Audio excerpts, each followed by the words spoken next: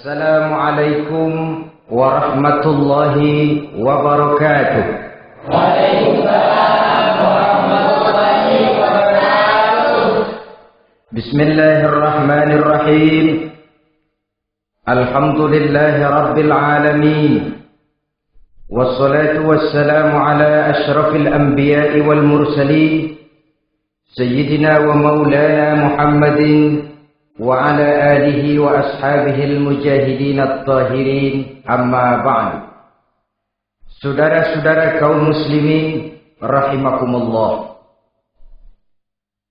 Pada pertemuan kali ini kita akan membicarakan riwayat Nabi Adam alaihi salam.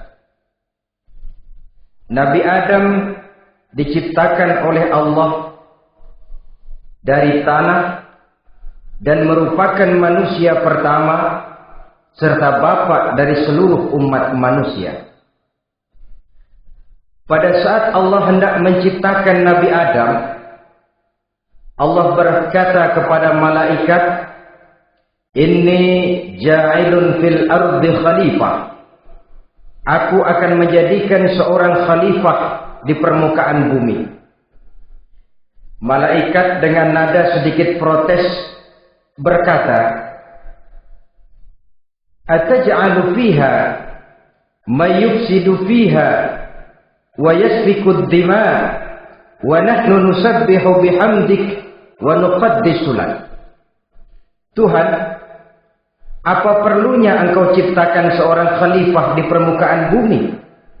Kelak kalau mereka berkembang biak, kerjanya hanya akan melakukan kerusakan, menumpahkan darah, saling bermusuhan satu sama lain. Sedangkan kami, kata malaikat, sudah cukup bertasbih memuji kebesaran-Mu. Allah kemudian menjawab, "Inni a'lamu ma la ta'lamun." Aku lebih tahu tentang apa yang kalian semua tidak mengetahuinya. Setelah diciptakan Nabi Adam daripada tanah, ditiupkan roh, maka Allah kemudian mengajarkan kepada Nabi Adam berbagai macam ilmu pengetahuan. Wa 'allama Adam al-asma'a kullaha.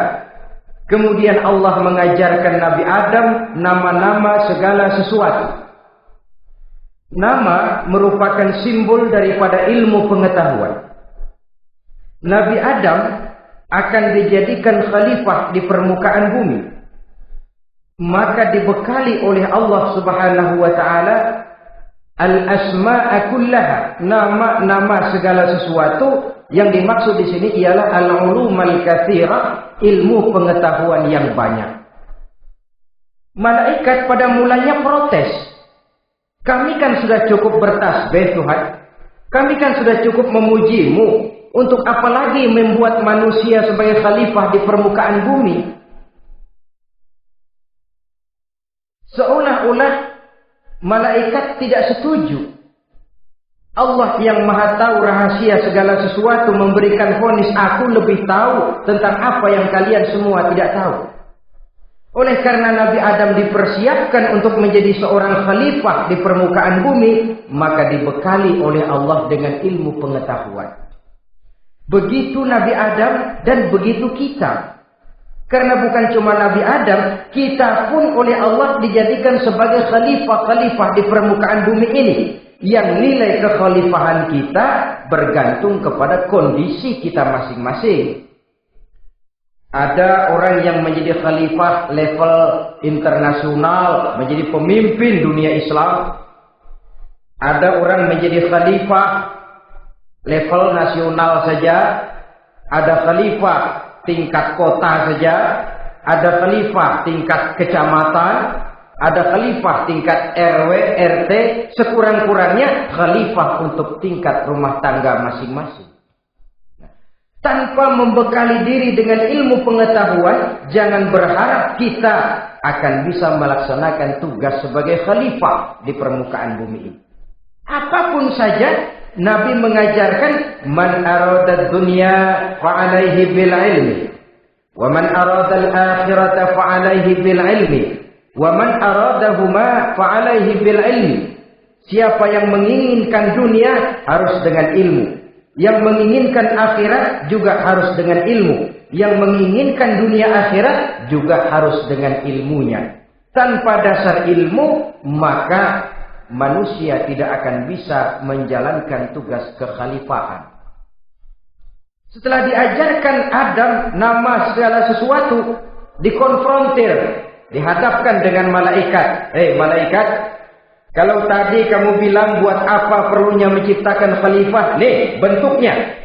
Adam.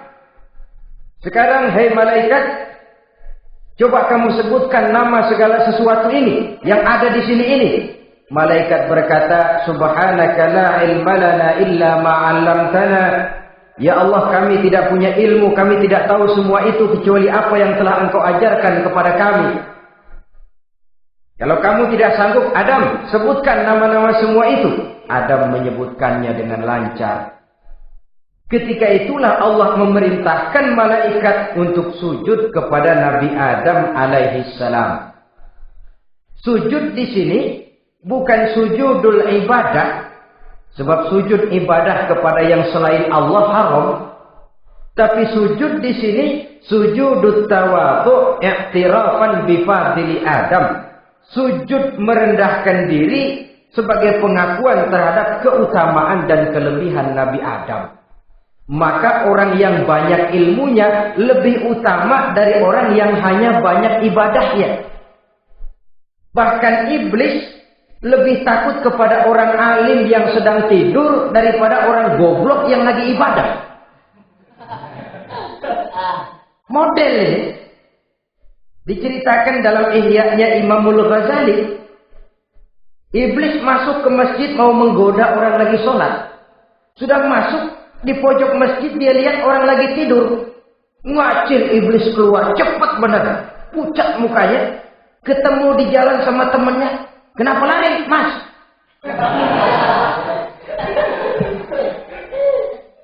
Kata temannya, saya mau goda orang sholat. Lalu tiba-tiba di pojok masjid saya lihat ada orang lagi tidur. Saya takut betul sama itu orang. Lari saya keluar. Loh, sama yang sembahyang sampean nggak takut, kok sama yang tidur takut bagaimana? Yang tidur itu orang alim. Yang lagi sembahyang itu orang goblok. Godain orang goblok, saya colek juga dia lupa sembahyang. Tapi orang alim ini saya takut betul. Nah, kalau diukur dengan malaikat waktu itu Nabi Adam, ibadahnya lebih banyak malaikat, jelas. Sudah bertasbih, sudah bertahmid malaikat. Nabi Adam baru diciptakan. Tapi kenapa Allah perintah malaikat sujud kepada Adam? I'tirafan bi fadli Adam. Keutamaan Nabi Adam. Pantas untuk diserahi tugas sebagai khalifah mengatur kehidupan di muka bumi. Kalau malaikat yang jadi khalifah di dunia ini, enggak rame dunia. Coba, malaikat, material, harta enggak perlu. Seksual enggak perlu. Dunia ini hambar. Justru dunia ini menjadi ramai setelah manusia diberikan fungsi sebagai malaikat, sebagai khalifah oleh Allah Subhanahu wa taala. Saudara-saudara kaum muslimin rahimakumullah, setelah nyata kelebihan Nabi Adam, maka Allah perintahkan Nabi Adam tinggal di surga dengan segala kenikmatan yang ada di dalamnya. Tapi lantaran sendirian, kesepian Nabi Adam. Allah Maha Tahu, maka diciptakannya pasangannya, yaitu Siti Hawa dari tulang rusuk yang sebelah kiri. Sehingga Nabi pernah pesan begini, Istausu bin nisa fa innahunna khuliqna min dhil'in. Hati-hati kamu ngadepi perempuan. Yang tolong dengar nih yang laki-laki, yang perempuan belaga budak aja dulu lah. Hati-hati kamu ngadepi perempuan. Fa innahunna khuliqna min dhil'in, karena perempuan diciptakan dari tulang rusuk sebelah kiri. Apa watak tulang rusuk? Tulang rusuk itu kan bengkok. Perempuan tuh begitu, didiemin aja bengkok terus, dikerasin patah.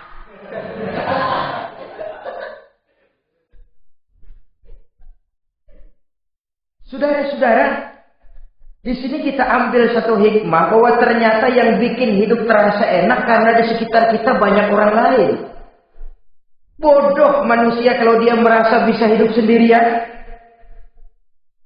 Tinggal di tengah kampung tapi gayanya gaya orang tidak mau kenal dan tidak mau tahu sama tetangga. Jangankan di dunia, di surga saja Nabi Adam karena sendiri kesepian. Apa saudara mau tinggal di Jakarta? Apa saja di Jakarta, sudahlah milik saudara. Hotel Indonesia dikasih saudara, Hotel Borobudur punya saudara, Monas buntel bawa pulang.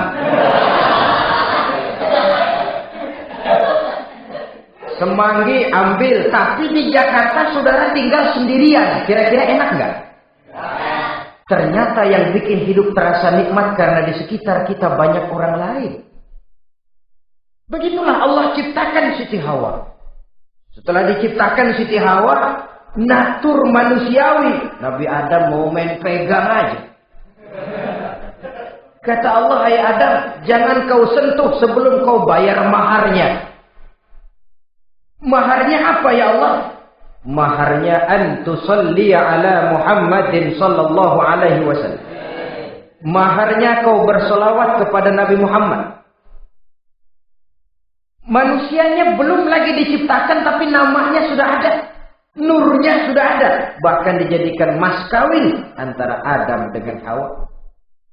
Karena itu dalam Islam sebenarnya urusan kawin itu bukan yang sulit. Maka jangan dipersulit. Tapi juga jangan digampang-gampangin.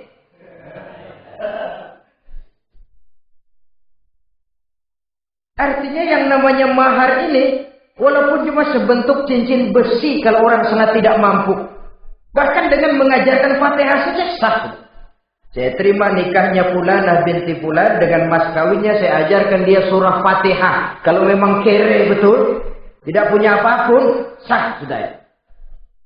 Agama ini mudah, karena itu jangan dipersulit, tapi juga jangan digampang-gampangin. Setelah itu Allah memerintahkan, Ya Adam uskun anta wa zawjukal jannah.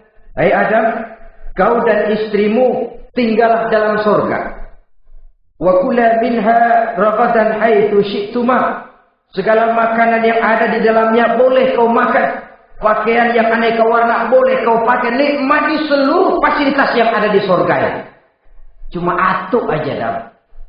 Yang lain boleh dah. Mau ngapa pakai atuk aja jangan. La taqraba hadhihi syajarah. Jangan kamu dekati pohon khuldi itu. Dekat saja jangan. Apalagi sampai metik. Jangan Adam. Saudara, ma'asyiral muslimin, itulah watak manusia. Kalau ada 10 persoalan, yang 9 boleh, yang 1 tidak boleh, yang tidak boleh yang bikin dia penasaran. Gua pengen tahu apa kagak boleh. Timbul penasaran. Apalagi iblis selalu berusaha. Sebab pada waktu malaikat disuruh sujud, semuanya sujud kepada Adam. Iblis tidak mau sujud. Tuhan tegur, iblis, kenapa kamu tidak mau sujud? Mana mungkin Tuhan? Saya akan dibikin dari api, kata iblis. Adam dari tanah. Unsur api lebih mulia dari unsur tanah. Masa saya harus tunduk kepada Nabi Adam? Gengsi dong. Adam kan anak kemarin sore, baru dibikin. Masa saya harus tunduk kepada orang yang macam itu? Ini kan perintah aku iblis. Kalau kau tidak mau tunduk, keluar dari surga ini. Terusir iblis dari surga karena kesombongannya tidak mau sujud kepada Adam. Nah, logika, kalau udah di surga aja sombong diusir, apalagi yang masih tinggal di pinggir kali sombong.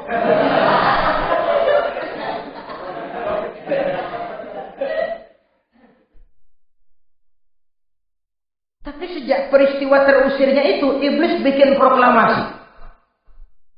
Apa proklamasi iblis? Rabbi fanzirni ila yaumi yub'atsun. Ya Allah, gara-gara Adam saya diusir dari surga. Saya minta kepadamu ya Allah, beri saya kesempatan sampai hari manusia dibangkitkan. Kata Tuhan, innaka minal munzarin. Oke, silakan. Mau apa iblis? Rabbi bima aghwaytani la uzayyinanna lahum fil ardi wa la ughwiyannahum ajma'in. Ya Tuhan, disebabkan Engkau telah menyesatkan aku, akan aku hiasi mereka manusia dengan kejahatan yang ada di muka bumi ini, dan aku akan sesatkan mereka semua. Ini proklamasi iblis. Gara-gara Adam saya terusir dari surga, maka sejak saat ini Adam dan seluruh keturunannya musuh bebuyutan saya. Akan saya lakukan segala macam cara untuk menggelincirkan manusia agar mereka menjadi orang yang Engkau murkai ya Allah. Kemudian Allah memberikan jawaban. Dialog ini saudara bisa lihat dalam surah Al-Hijr ayat 40, 41 sampai 44. Kata Allah apa?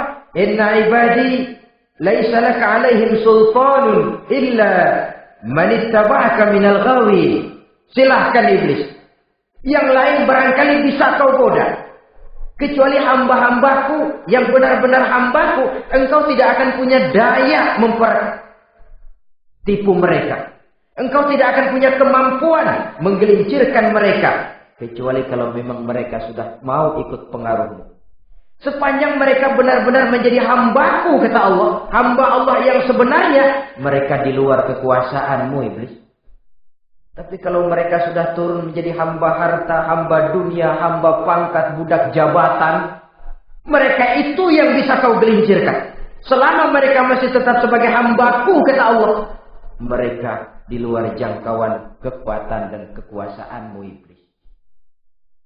Nah, sejak saat itu kan iblis selalu nyari jalan, nyari lantaran bagaimana Adam nih supaya dia tergelincir. Gara-gara dia saya diusir dari surga. Nguping terus iblis. Sampai akhirnya dia dapat berita tentang dilarangnya Nabi Adam mendekati pohon khuldi itu. Satu hari dengan muka sedih, iblis itu the best actor. Aktor ulung dia. Dengan roman muka sedih, dia datang kepada Nabi Adam dan Siti Hawa. Kata Nabi Adam, iblis, ente kok tampangnya demam amat sih?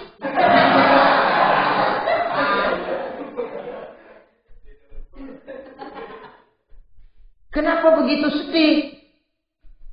Adam, saya sebenarnya tidak ada yang bikin saya sedih. Cuma saya dapat berita bahwa engkau tidak akan selamanya di dalam surga ini.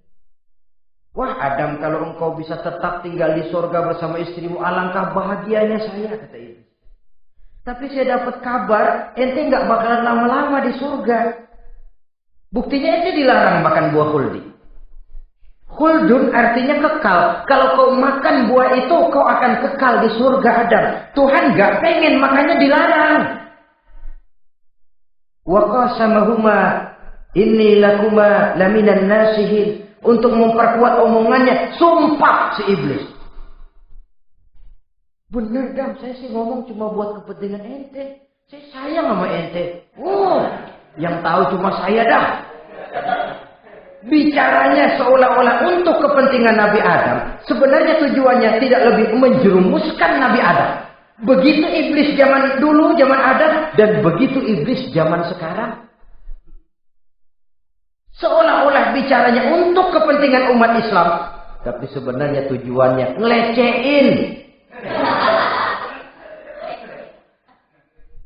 Memperdayakan umat Islam. Dia bilang kepada Adam, saya sih cuma ngasih saran Adam, kalau ente pengen selamanya di surga, petik aja tuh buah. Pokoknya beres dah. Itu si Tuhan ngelarang ya bohongin doang lo. Supaya kau dan istrimu tidak lama-lama di surga, maka dilarangnya kau memakan buah khuldi itu. Udah, embat aja. Saudara-saudara, tipu daya iblis ini bisa kita baca dalam surah Al-A'raf ayat 20 sampai ayat 22. Nabi Adam tergoda, ditambah oleh bujuk rayu Siti Hawa. Nabi Adam yang setengah hati itu akhirnya terpancing betul. Sebab itu perempuan, walaupun peranannya tidak begitu kelihatan, tapi memang sangat menentukan. Tidak ada seorang suami bisa sukses jadi apapun dia tanpa peran serta istrinya. Karena itu sebagai muslim, kita punya teman hidup dan kita punya lawan hidup. Siapa teman hidup kita? Dalam arti sempit, teman hidup kita istri. Kalau dia istri tentu suami yang taat kepada Allah dan Rasulnya. Dalam arti luas, teman hidup kita ialah setiap muslim. Setiap orang yang pandangan hidupnya sama dengan kita. Itu teman hidup. Lalu lawan hidup kita siapa? Lawan hidup kita secara mutlak iblis dalam segala bentuknya. Iblis yang berbentuk halus, ini ngusirnya ada lebih gampang. Konon ya, iblis setan itu kalau dengar orang azan kan lari. Takut dia, dibacakan bismillah, minggir. Yang sulit diusir ini iblis yang berbentuk manusia. Diazanin nyengir.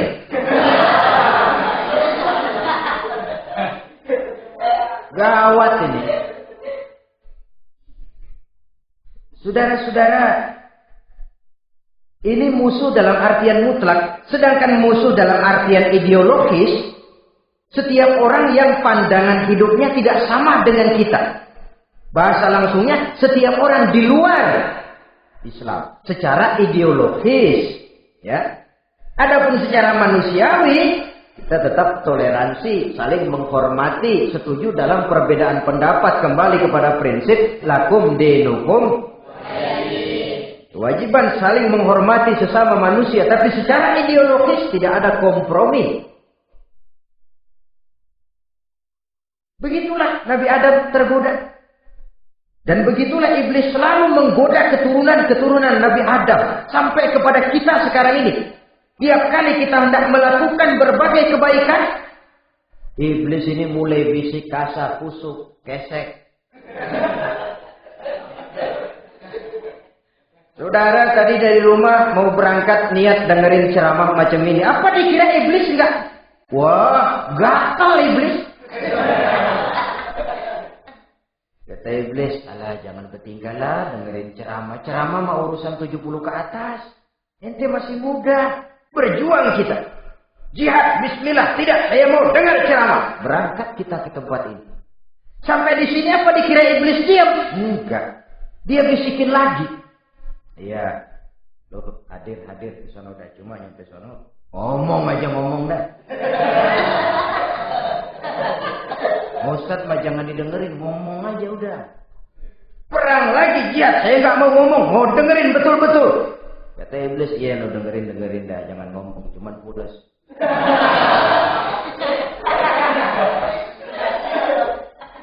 Segala macam cara dilakukan oleh iblis untuk menggelincirkan manusia. Ketika Nabi Adam mengambil buah khuldi itu, datanglah murka Allah. Adam, seolah-olah kalau bahasa kita, kelewatan kamu Adam. Dari belum ada, aku ciptakan kau. Barangkali kau merasa kesepian, aku ciptakan Hawa. Aku tinggikan derajatmu dari malaikat sampai malaikat sujud kepadamu. Aku perintahkan kau tinggal di surga dengan seluruh fasilitas yang ada di dalamnya. Cuma satu yang aku minta.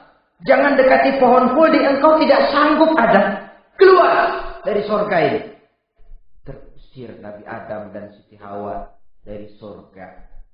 Turun ke dunia ini. Turun terpisah lagi. Ya Allah. Orang itu kalau biasa susah, ketemu susah sih mengelalam namanya. Makanannya. Tapi biasa senang ketemu susah. Ini yang kalau tidak kuat mental. Tengoklah zaman sekarang kan nih. Kalau tuan-tuan rajin baca pos kotak. Kayaknya nyawa murah bener. Pasal duit 100, nyawa hilang. Pasal diputusin pacar, begon ditenggak. Gantung diri pakai tali plastik. Murah betul kelihatannya jiwa itu. Sehingga pantas kalau Nabi pernah katakan irhamu salasatan minan nas. Sayangilah 3 macam manusia. Pertama, azizan zalla, orang mulia yang jatuh hina. Pejabat tinggi kalau pensiun kesian bener. Ya Allah. Udah nggak ada yang ngasih hormat, tanda tangan nggak laku. Azizan zalla, orang mulia yang jatuh hina.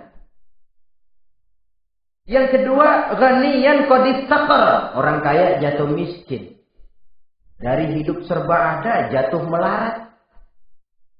Yang ketiga, faqihan yal'abu bihil juhal. Ahli fikih ngerti hukum tapi dipermainkan oleh orang-orang bodoh yang kebetulan punya kekuasaan. Kalau keluar fatwa sesuai dengan pesan sponsor. Yang halal bisa jadi haram, yang haram dibikin remeng-remeng. Ahli fikih dipermainkan oleh orang bodoh. Kasihan betul. Terpisah Adam dengan Hawa ini. Adapun Nabi Adam turun menyesal dengan seluruh kesalahannya. Sujud, taubat, menangis.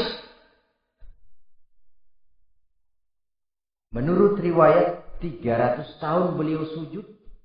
Seraya membaca Rabbana zalamna anfusana wa illam taghfir lana wa tarhamna lanakunanna minal khasirin. Ini doanya Nabi Adam. Ya Allah, kami telah zalim kepada diri kami sendiri. Andai kata Engkau tidak kasihan, tidak memberikan ampun kepada dosa yang kami lakukan, sungguh kami termasuk ke dalam golongan orang-orang yang rugi. Ini yang dibaca Nabi Adam dalam taubatnya. Di akhir taubatnya, Nabi Adam munajat kepada Allah, ya Allah, dengan kebesaran Muhammad, ampunilah dosa saya. Allah tegur, kaifa araftahu ya Adam walam akhluqhu. Dari mana kau bisa tahu nama Muhammad Adam, padahal aku ciptakan saja belum manusianya. Kata Nabi Adam, pertama, ketika engkau ciptakan saya, engkau tiupkan ruh ke dalam jasad saya. Terbuka mata saya memandang ke bawah arasmu. Di sana nampak dengan jelas tertulis di kaki arasmu, La ilaha illallah Muhammadur Rasulullah. Taulah saya bahwa Muhammad ini orang yang paling dekat dengan engkau ya Allah. Sampai namanya bergandengan dengan namamu di kaki arasmu. Yang kedua, ketika saya hendak menyentuh Hawa, kau juga yang mengatakan jangan kau bayar maharnya sebelum kau bersolawat kepada beliau. Saudara hadirin yang saya hormati, Nabi Adam diterima taubatnya oleh Allah. Kemudian dipertemukan kembali dengan Siti Hawa setelah sekian lama berpisah. Pertemuan itu terjadi di satu dataran luas, di satu padang yang luas, yang sampai sekarang dinamakan dengan Padang Arafat. Tempat para ibadah haji melakukan wukuf, yaitu puncak pelaksanaan ibadah haji. Dan pertemuan itu sendiri terjadi di atas sebuah bukit kecil yang diabadikan dengan nama Jabal Rahmah di kawasan Arafat itu. Di atas Jabal Rahmah itu ada satu monumen kecil untuk mengabadikan pertemuan Nabi Adam dengan Siti Hawa. Lalu tinggallah keduanya di permukaan bumi ini. Oleh Allah diberikan karunia keturunan yang banyak. Dan tiap kali lahir kembar. Kembarnya laki perempuan, laki perempuan, laki perempuan. Dari sinilah berkembang biak manusia. Di mana di zaman Nabi Adam perkawinannya silang. Nah, tentu tidak ada manusia lain. Perkawinan silang itu artinya kalau si A dan B, A ini laki, B perempuan, kemudian lahir kembar kedua antara C dengan D, maka begitulah yang A dikawinkan dengan D, yang C dikawinkan dengan B. Perkawinan silang. Tidak boleh perkawinan yang kembar sama di waktu dilahirkan. Nah, di antara putra-putra Nabi Adam yang kemudian juga membuat sejarah, yaitu Habil dan Qabil. Habil, saudara kembarnya namanya Labuda, perempuan. Qabil, saudara perempuannya Iklimah. Menurut hukum perkawinan waktu itu harus silang. Habil harus kawin dengan Iklimah dan Qabil harus kawin dengan Labuda. Tapi Qabil protes. Dia kepengen kawin dengan saudara kembarnya sendiri. Dalam arti yang sama-sama dilahirkan dengan dia, yaitu Iklimah. Kenapa? Karena kebetulan rupa Iklimah ini lebih cantik daripada Labuda. Protes kepada ayahandanya Nabi Adam. Apa? Saya tidak terima, saya harus kawin dengan Iklimah. Tidak Qabil, kamu harus kawin dengan Labuda. Enggak mau.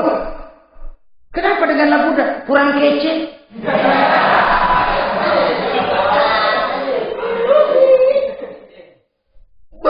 Bertengkar, Nabi Adam tidak berhasil menyelesaikan, lalu diserahkan saja kepada Allah. Kata Allah begini saja, bikin korban. Kamu berdua, Habil, Qabil. Siapa yang korbannya aku terima, dia boleh kawin sama Iklimah. Ternyata korban yang diterima adalah korbannya Habil. Jadilah Habil kawin dengan Iklimah. Tapi Qabil tidak puas. Dendam kesumatnya timbul, iblis ngilikin. Resep. Akhirnya dibunuh saudaranya Habil ini. Inilah sejarah pembunuhan pertama dalam kehidupan manusia. Qabil membunuh Habil. Habis dibunuh bingung. Bagaimana naruhnya ini mayat? Allah lalu memberikan petunjuk. Dalam Al-Maidah ayat 31 itu dijelaskan. Ada burung gagak berantem sama burung. Yang satu mati. Nah, oleh yang masih hidup, tanah ini dicakar-cakar sama kakinya dan sama paruhnya. Sehingga berbentuk lubang, bangkai saudaranya itu dimasukin ke lubang itu lalu diuruk lagi pakai tanah. Oleh cakar kakinya dan paruhnya itu. Sehingga Qabil, cara ini bisa. Itulah sejarah penguburan pertama dalam perkembangan manusia. Oleh karena itu, Nabi memberikan penjelasan, man sanna sunnatan hasanatan falahu ajruha wa ajru man amila biha wa fi riwayatin wa ajru man tabi'aha. Siapa orang yang melakukan satu kebajikan, dia akan mendapat pahala dan pahala dari orang-orang yang mengikuti kebaikannya. Misalnya saudara membentuk pengajian. Ramai pengajian saudara. 1000 orang yang datang ngaji, 1000 orang saudara dapat pahala. Sponsor kebaikan. Sebaliknya, wa man sanna sunnatan sayyi'atan falahu ismuha wa ismu man amila biha, wa ismu man tabi'aha. Siapa yang memulai suatu kejahatan, dia akan mendapat dosa dan dosa dari orang-orang yang melakukan atau mengikuti kejahatannya. Umpamanya saudara mengadakan pesta. Lalu dalam pesta itu terjadi segala macam maksiat. Maka seluruh maksiat yang terjadi malam itu di tempat itu, saudara ikut dapat dosanya. Kenapa? Sponsor. Tiap kali ada pembunuhan, Qabil dapat andil dosa. Kenapa? Sponsor. Tapi kalau 2 orang muslim, ini masalahnya Habil nggak lawan kan, dibunuh. Tapi kalau 2 orang muslim berkelahi, kata Nabi apa? Apabila 2 orang muslim saling berbunuh-bunuhan, maka al-qatil wal maqtul finnar. Baik yang membunuh ataupun yang dibunuh, dua-duanya neraka. Sahabat heran, ya Rasul, kalau yang ngebunuh masuk neraka pantas, tapi ini yang dibunuh kenapa neraka juga? Soalnya sama-sama niat, cuman keduluan aja. Itu kan masalahnya. Andai kata dia nggak terbunuh, dia yang akan membunuh. Niat itu sudah ada. Nah kalau Habil ini dia tidak punya niat membunuh, dia memang dibunuh oleh Qabil. Saudara-saudara kaum muslimin rahimakumullah.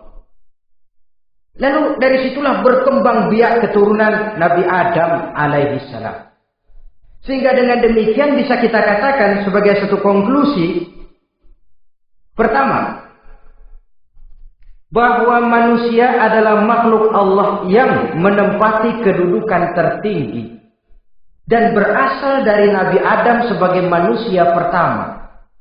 Dengan malaikat sekalipun manusia sebenarnya lebih tinggi. Kapan? Kalau dia tetap benar-benar sebagai hamba Allah yang membekali diri dengan ilmu pengetahuan. Laqad khalaqnal insana fi ahsani taqwim. Kami ciptakan manusia dalam bentuk yang paling baik. Dan ketinggian manusia itu tidak ditentukan oleh bahan-bahan dari mana manusia diciptakan. Tapi ditentukan oleh adanya roh yang ditiupkan ke dalam jasadnya. Dan kemampuan yang ditimbulkan oleh nilai-nilai rohani yang tadi. Kalau secara biologis kita ini semua bahannya sama. Dari saripati mak tanah yang menghasilkan buah yang dimakan oleh mak bapak kita, membentuk hormon, menghasilkan sperma, terjadi kerjasama yang baik antara ibu dan bapak, sehingga kemudian melahirkan kita ke alam dunia ini. Secara biologis bahan kita sama, dan tidak itu yang menentukan ketinggian manusia. Walaupun keturunan juga mempengaruhi, sebab sekarang ada istilah ramai orang bicara bayi tabung. Dan majelis ulama sudah memberikan fatwa kalau spermanya itu berasal dari sang bapak, tidak jadi masalah. Tapi kalau dari orang lain, haram. Yang lebih celaka lagi di negara maju, tidak lewat proses alam rahim. Jadi dalam satu tabung yang diberikan suhu yang mirip dalam kandungan, di situ dipertemukan antara sperma, air mani laki-laki, dengan ovum, air mani perempuan. Diberikan suhu yang mirip dalam kandungan, dan itu diharapkan bisa menghasilkan manusia lewat tabung kaca itu. Saya tidak sanggup bayangkan kalau sekarang orang tanya usul asal-usul kita, kan kita masih enak jawab. Kamu anak siapa? Oh, bapak saya fulan, ibu saya fulan. Oh, kenal saya. Tapi manusia yang akan datang kalau proyek ini berhasil, bapakmu siapa? Enggak tahu, saya dulu keluar dari tabung, Pak. Rendah betul martabat manusia. Sama saja dengan ada perempuan pernah protes, Pak, Islam itu enggak adil katanya. Kenapa? Masa dalam Islam laki-laki boleh kawin lebih dari satu, tapi perempuan enggak boleh kawin lebih dari satu? Supaya sama-sama adil, boleh dong perempuan punya laki lebih dari satu. Saya bilang, justru disitulah Islam itu hendak menjaga martabat manusia. Kalau seorang suami punya istri empat-empatnya lalu hamil, bapaknya jelas. Tapi kalau perempuan satu punya suami 4 lalu hamil, bapaknya yang mana ya?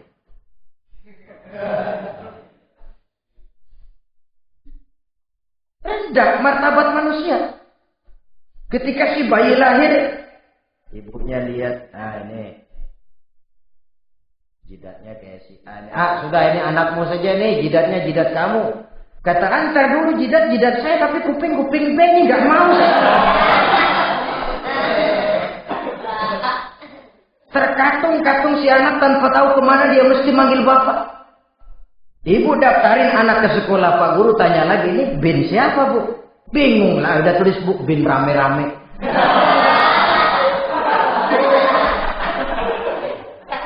Kan merusak martabat manusia kalau sudah begitu.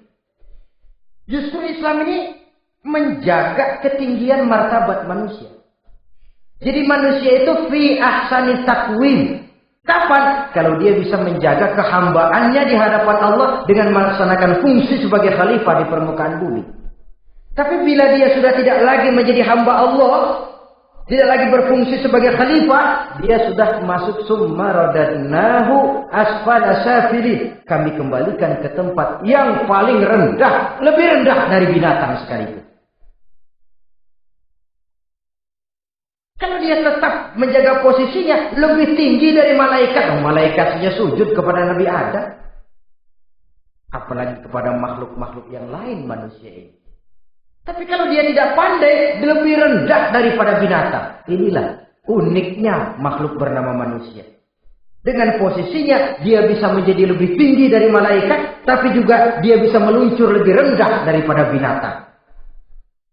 Untuk menjaga itulah diperlukan agama dalam kehidupan kita sekarang ini.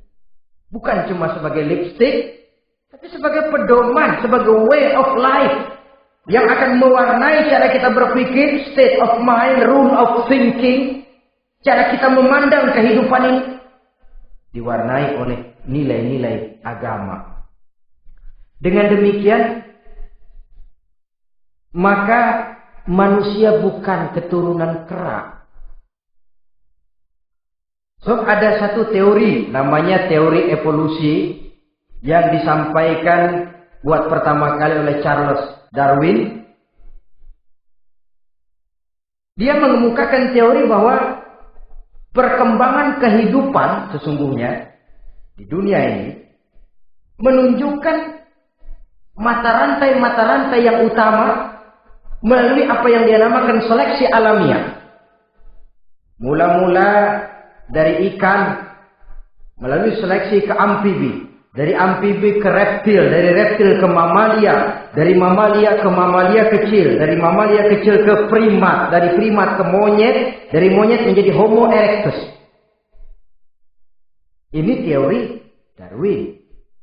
Tapi dia tidak jelas-jelas mengatakan bahwa manusia keturunan monyet, hanya seketurunan. Seketurunan kan tidak berarti keturunan. Begini saja, Toyota Kijang sama Toyota Corolla itu seketurunan. Tapi Corolla dengan Kijang kan lain. Cuma seketurunan. Dalam arti sumbernya sama.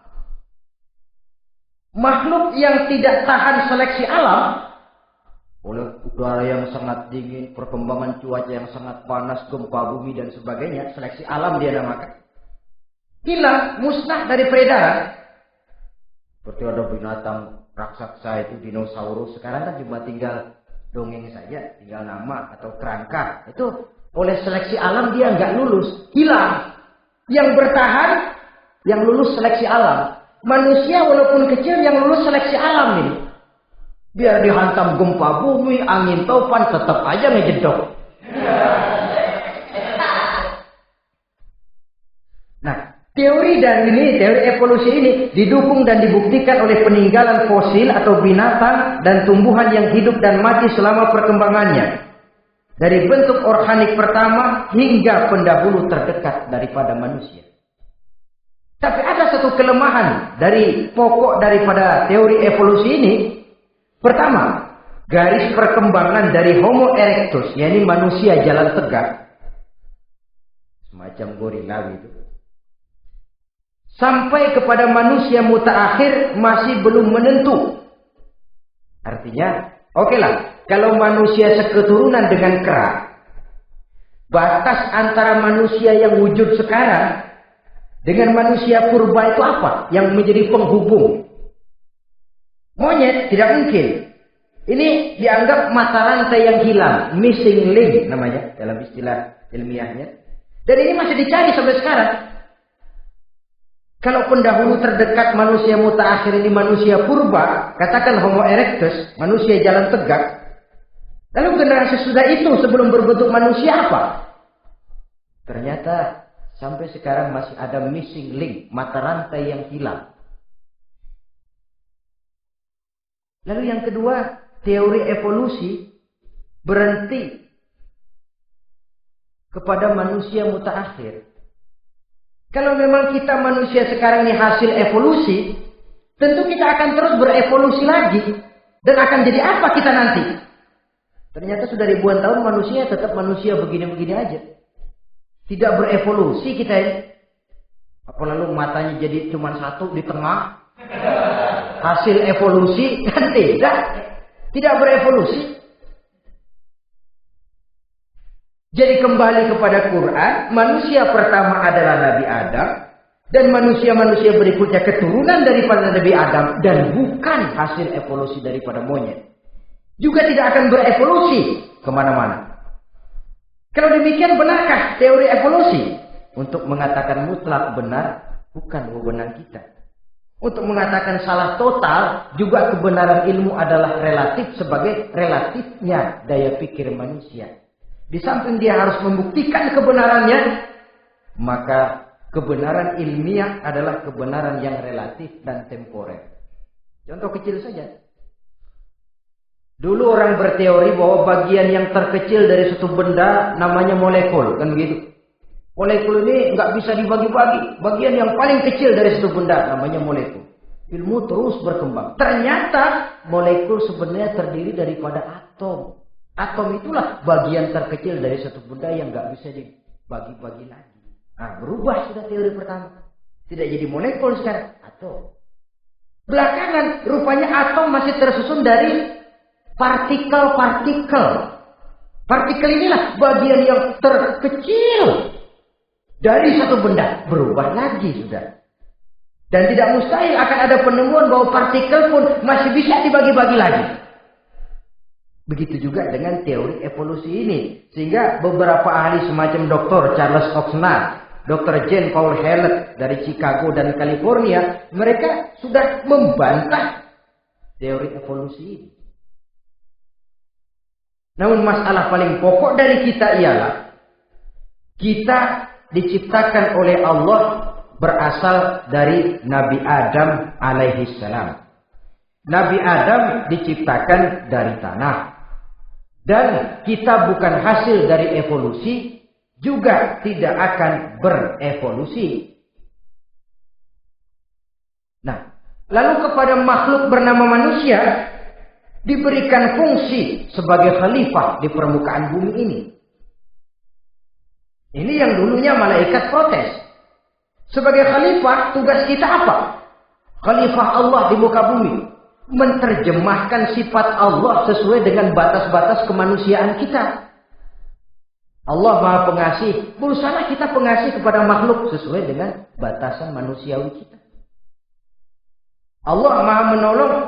Ringan tanganlah kita menolong orang yang memerlukan sesuai dengan batas kemampuan kita. Fungsi khalifah. Untuk bisa berfungsi sebagai khalifah secara baik, kita harus mempunyai modal yang dinamakan ilmu pengetahuan. Dan Islam sangat menggalakkan itu. Jauh dulu 14 abad yang lalu, dari desa kecil yang bernama Mekah yang peta belum muat, orang di dunia belum kenal, sudah keluar seruan utlubil ilma walau bisin, tuntutlah ilmu walaupun di negeri Cina. Ngomong Cina di Mekah, padahal Mekah waktu itu belum masuk peta, belum dikenal orang. Sudah ada revolusi ilmu dan budaya. Belajar walaupun harus nyebrang ke negeri Cina. Lalu ada lagi misalnya, alimu auladakumus sibahata warrimayah, kata Nabi. Ajarkan anakmu renang dan lempar lembing, lempar cakra, olahraga. Satu tanda Islam agama masa depan. 14 abad yang lalu di Saudi Arabia, Nabi mengajarkan, ajari anakmu berenang. Kalau Islam agama untuk orang Arab saja, mau berenang di pasir. Tapi wawasan pandangannya luas. Bahwa Arab sebagian besar memang Islam, betul. Tapi Islam bukannya Arab, itu juga jelas. Sepanjang kita masih menjadi khalifah Allah, maka sepanjang itu kita fi ahsani taqwim. Nah, sebagai khalifah Allah kita bertugas membudidayakan alam ini. Kita kadang-kadang terlalu. Ada ayat, wa ma min dabbatin fil ardi illa 'ala Allahi rizquha. Semua yang melata di muka bumi dijamin rezekinya oleh Allah. Ayat itu betul. Hak karena datang dari Allah. Bahwa rezeki disediakan di muka bumi memang. Tapi rezeki itu tidak turun begitu saja laksana jatuhnya embun di waktu pagi. Kita harus berusaha. Dan usaha manusia mencari rezeki lain dengan ayam. Kalau ayam dari tahu atu. Jadi rezekinya tuh modalnya cuma ceker patok. Coba. Dari tahun 1 ayam asal punya ceker, punya patok, sudah dapat rezeki dia. Nggak perlu masuk TK, SD, SMP. Tapi manusia cari rezeki, apalagi zaman sekarang. Persaingan hidup tajam, lapangan kerja sulit, tensi ekonomi tinggi. Masuk sekolah urusan, tamat sekolah urusan. Kadang-kadang dilema juga. Masuk perguruan tinggi negeri sulitnya setengah mati kayak onta masuk ke lubang jarum. Masuk perguruan tinggi swasta yang favorit biayanya selangit.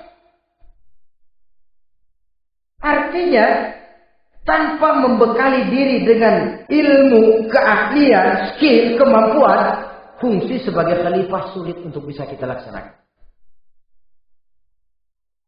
Saudara-saudara kaum muslimin yang berbahagia.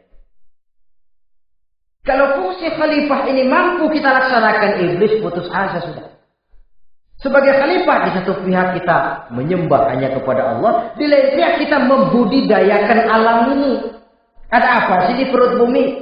Minyak, gas, timah, emas. Ada apa sih di lautan? Pelajari lewat oceanografi, membudidayakan alam. Air sungai supaya arusnya nggak mengalir mubazir. Ada manfaatnya, bisa menimbulkan energi yang menghasilkan tenaga listrik. Bisa mengairi persawahan, irigasi. Bikin apa? Bikin dam, membudidayakan alam. Tapi juga mengislamkan budidaya itu. Bahasanya mengkulturkan natur, mengislamkan kultur. Membudidayakan alam dan mengislamkan budi dan budaya manusia. Sehingga apapun yang kita kelola dari alam ini nantinya akan untuk menunjang tugas sebagai khalifah, sujud kepada Qadhi Rabbul Jali. Saudara-saudara, maka bersyukur kita oleh Allah dijadikan manusia. Tidak pesan, terima beres, cantik. Dari segi biologis maupun psikologis, tidak ada makhluk secantik manusia. Dibekali dengan agama di samping akal. Sehingga agama membimbing akal agar sampai kepada kebenaran yang hakiki. Kita sebagai keturunan Nabi Adam memegang fungsi khalifah. Jadi jangan main-main loh, kita ini turunan Nabi, betul ini. Saudara-saudara yang hadir semua di depan saya ini, termasuk saya, kita gini, turunan Nabi kita ini. Nabi Adam. Jangan main-main loh, turunan Nabi gini-gini. Nabi Adam.